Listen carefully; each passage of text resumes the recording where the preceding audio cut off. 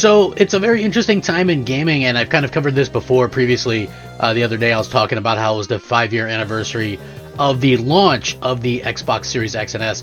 Very cool consoles, but very underutilized and kind of forgotten about by Microsoft at the end of the day. And that's not just me talking. I mean, in general, you can look at it and see where a lot of people feel like the Xbox kind of failed the fans. And when you look back to it, and I was talking to somebody on Twitter, and they were kind of mentioning that, well, Phil Spencer said this, and I'm like, man, the first problem that you encounter is when you believe something that Phil Spencer says, because the guy is a certified liar, right? That's what he does. People will try to cover for him and go, it's Amy Hood, it's Satya Nadella, but let's just be real, in over a decade, as I mentioned previously, Phil Spencer has not produced one memorable game, one big banger, one game that makes everybody go, oh man, that's Xbox is back. There's been none of that, unfortunately. And, at the end of the day, that's going to be the way that it is. They're not going to, they have a service that they have to crank games out in. So, they're not going to be able to go out there and go, okay, well, let's really take our time and get this game right. And, this award-winning game or whatever. I mean, sure, they're asking fans what they think of Ghost of Yotei or Uncharted or whatever.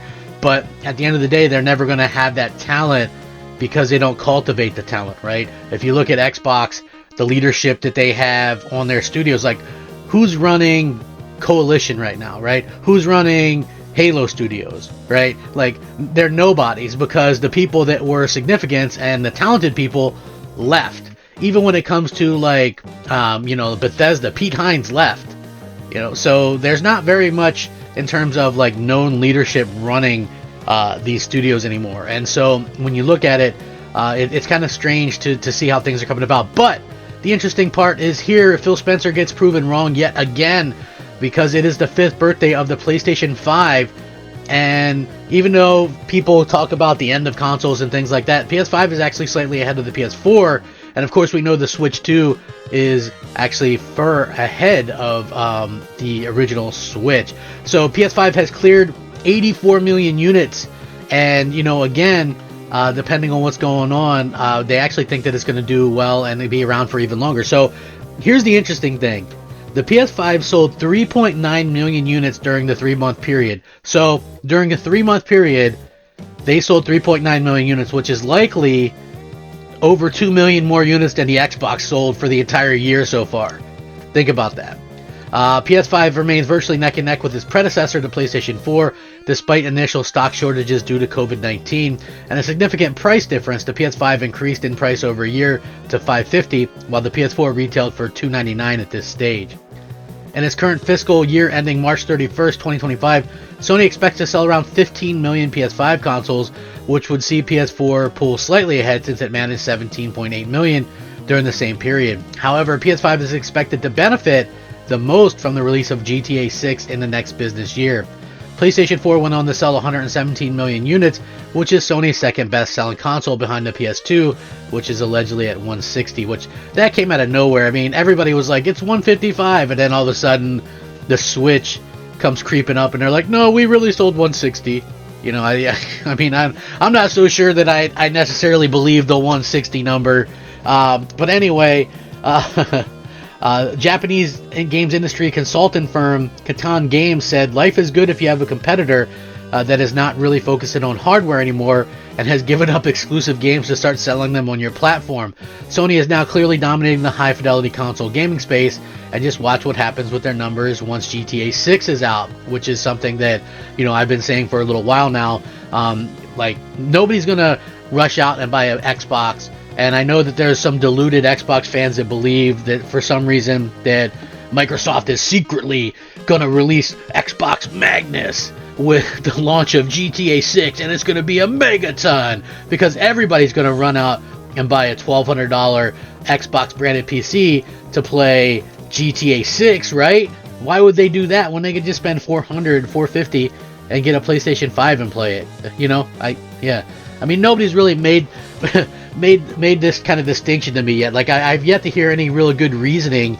Like Xbox fans, and I'm an Xbox fan, but I think that the next whatever this thing is going to fail miserably and probably do Wii U numbers, right? which I think was what, 14 million, something like that. I think it might even do worse than that, because I don't think there's a big audience for what Microsoft is trying to do. So in software, Ghost of Yotei surpassed 3.3 million units sold. I would love to know when the last time an Xbox game sold 3.3 million units. You know, does anybody know? I mean, that's a lot of money. That's a lot of greenbacks, my friends. Puts it roughly in line with his predecessor, which sold 2.4 million units in the first 3 days and 5 million in the first 4 months, though it was released later in the PS4's life cycle when it had a larger install base. Live service games like Helldivers 2 and MLB The Show accounting for more than 40% of PlayStation's first-party software revenue during its latest report, Sony said, which is similar to previous quarter. Sony specifically mentioned Helldivers 2 and said it was doing extremely well, even following the release of its launch on Xbox. However, it noted that Bungie's Destiny 2 continues to underperform relative to its expectations. Regarding Destiny 2, partially due to the changes in the competitive environment, the sales and user engagement have not reached the expectation we had at the time of the acquisition of Bungie. It seems like the Bungie buyout was a huge mistake for Sony, and you know what? Listen, I have to agree. I think it was a huge get for them, like a wow moment.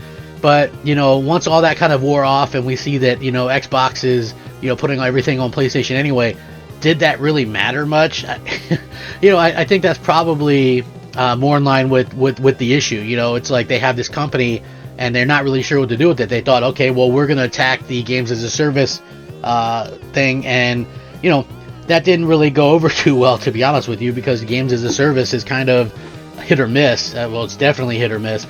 And they were kind of like, okay, well, what do we do next? Well, we need them to go out and see if our other service-based games are ready to go, or if they're something that's going to actually be able to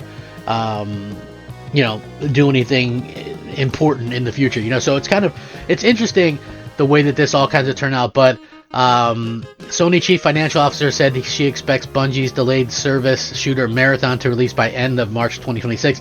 Nobody's gonna buy it. Like, that game looks horrid. Sony reports that sales for its games and network service division were up 4%. Operating income decreased a bit, which is said was partly due to recording of impairment losses for the portion of Bungie. Sony said its monthly active engagement users for 3 months ended were 119, which is third consecutive decline, but still up from 116 million a year ago. So, again, like, PlayStation really has a chance to do something phenomenal.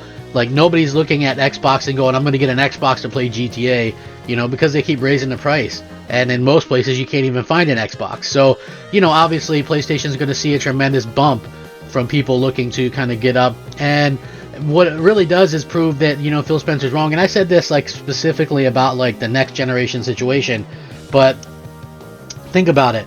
Like, if you're a console gamer, do you buy a PS6, which is going to get day one Xbox games, and they're going to be optimized for the PlayStation 6, and they're going to have trophies for PlayStation 6, and it's probably going to be able to get one for $500-$600, or do you get Xbox Magnus, which is going to be a PC with the full antivirus, Microsoft Teams, Copilot, I was seeing that the Xbox ROG Ally has shader prompts that come up when you're trying to install it. Like, people were having problems with the cover art on their games list, right? Where it just shows nothing, like no image available. How attractive is that, right? Hey, let me load up my no image available game, right? Like, this is the test run for what the next Xbox is going to be, which is a PC, and it's got all these problems, and Microsoft has not had a fix for Windows in decades. It's just always bad and full of bloat, and so they want Windows to compete with Steam OS, and they want to compete with Steam. It's like you going from the fish to the frying pan. It's crazy, and it's just, to me anyway, it really does feel like they are lost and they don't really know what they're doing. And we're seeing the PlayStation sell. We keep seeing the Switch 2 sell. Even the Switch 1 is still outselling Xbox. And I'm not talking about the overall sales, because we know that that's like approaching 160 million, but just in general, we're seeing that the month-to-month sales are still outpacing Xbox, which is crazy to think about. I'm gonna link this What do you fine folks out there think about this? 5th birthday. Listen, I'm not going to sugarcoat the PlayStation stuff either. I don't think they've delivered like this memorable game either, in my opinion. I think it's been probably one of their worst generations. But it's funny, on their worst generation, they still smacked the crap out of Xbox. I mean, that's mismanagement by Xbox all day. Rack 'em up. Crap Gamer out.